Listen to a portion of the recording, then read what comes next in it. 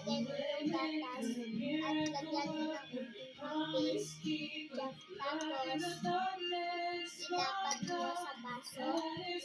Tapos, lagyan mo ng ice.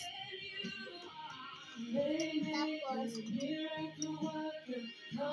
Lagyan mo ng tubig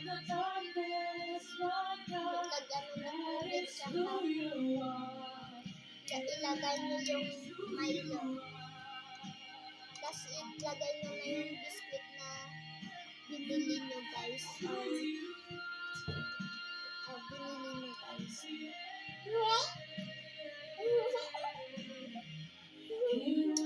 Dapat yung gatas parang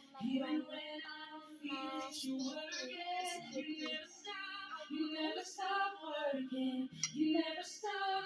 Jesus, you are miracle worker, promise keeper, light in the darkness.